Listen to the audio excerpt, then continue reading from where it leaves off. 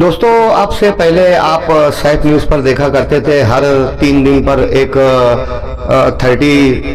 Top 30 खबरें, जिसमें 30 खबरें मुख्तसर में टॉप 10 के नाम से रहा करती थी, जो काफ़ी तवील हो जाती थी। और ये भी होता था कि कुछ अहम खबरें आपको 2-3 रोज के बाद में मिला करती थी। इसलिए अब इसमें थोड़ा तरमीम की जा रही है कि रोज़ाना टॉप 10 के नाम से शहर, अतराफ मुल्क और बैरून मुल्क और रियासत, ज़िले, ताल्लुके, आउटर मालेगांव, सेंट्रल मालेगांव जैसी तमाम खबरें अहम 10 आपको रोज पेश की जाए। तो आज से इसकी इब्तिदा की जा रही है, आपसे मशवरे और ताउन की उम्मीद। तो दोस्तों, आइए देखते हैं आज कुछ खास मुख्तसर अहम खबरें।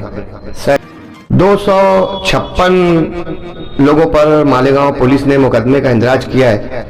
गुज़िश्ता दिनों डोंगराले देहात में मासूम बच्ची के साथ में वहशतनाक हरकत करने के खिलाफ जुमा के रोज बंद का ऐलान किया गया था, जो मुकम्मल कामयाब रहा। 20,000 से ज़ायद अफराद ने यहाँ पर पुरअमन मुजाहरा किया, मगर कुछ नौजवानों ने कोर्ट में पहुंचकर हंगामा आराई की और कुछ कोर्ट की मिल्कियत को नुकसान पहुंचाया। इस बाबत मुकामी पुलिस ने 256 नामालूम अफराद के खिलाफ मुकदमे का इंदराज किया गया है। CCTV फोटोज और वीडियोज देखकर मुलजिमीन की शनाख्त की जा रही है।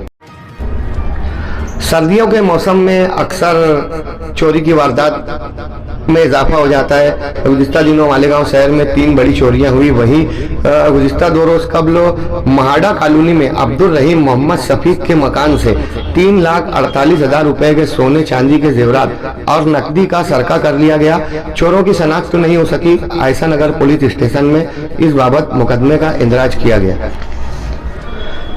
नवहेरा शेख की सैकड़ों करोड़ रुपए की जायदाद ईडी ने जब्त कर ली है। वहीं उनमें से 19 करोड़ 64 लाख रुपए की नवहेरा शेख की मिल्कियत की नीलामी कर दी गई है। ये 19 करोड़ 64 लाख रुपए ईडी ने जिन लोगों के साथ फ्रॉड हुआ है, उन लोगों ने में मुनसफाना तर्ज पर तकसीम करने का ऐलान किया है। नवहेरा शेख से मुताल्लिक मालेगांव शहर में भी कई लोगों के साथ बदगुमानी के मामला सामने आए थे। देखने में यह आएगा कि मालेगांव के कुछ लोगों को कुछ ही सही क्या डूबी हुई रकम मिलेगी।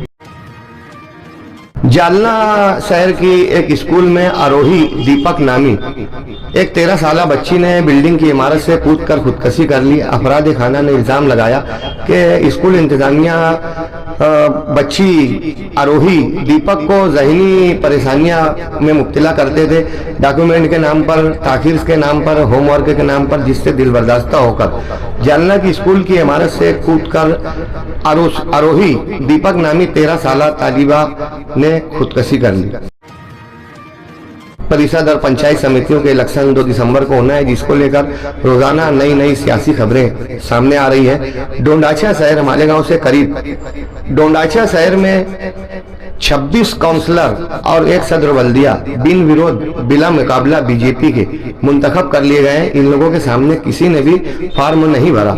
डोंडाचा शहर में 26 काउंसलरों के सामने, उम्मीदवारों के सामने और 1 सदर बल्दिया के उम्मीदवार के सामने एनसीपी, शिंदे सेना और दीगर किसी भी पार्टियों के लोगों ने उम्मीदवार नहीं खड़े किए और कुछ लोगों ने फार्म भरकर वापस निकाल लिया, जिसके बाईस डोंडाचा में 26 काउंसलर और 1 सदर बल्दिया बीजेपी के बिला मुकाबला इलेक्शन से कबल ही मुंतखब हुए।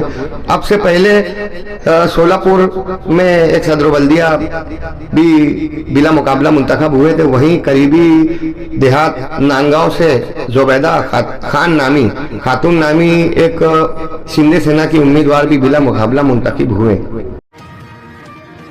कल्याण शहर के आइडियल कॉलेज में 3 मुस्लिम तालिबे इल्मों नमाज के दौरान एक खाली क्लास के कमरे में नमाज पढ़ने लगे, जिस पर कुछ लोगों ने वहां हंगामा आराई की और 3 लोगों को जबरदस्ती कान पकड़कर उठ बैठ करवाई और शिवाजी पुतले पर पैर छूने के लिए कहा, जिसकी तस्वीर सोशल मीडिया पर वायरल होने के बाद अपोजिशन इस बाबत एहतजाज कर रही है।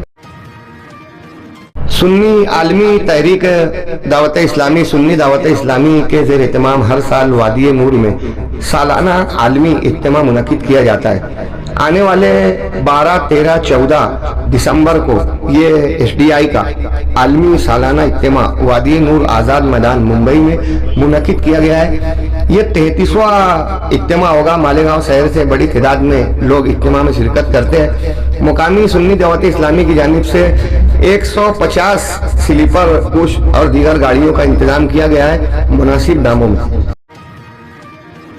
इलेक्शन कारपोरेशन इलेक्शन से कबल निगरान का इधर उधर आना जाना जारी है।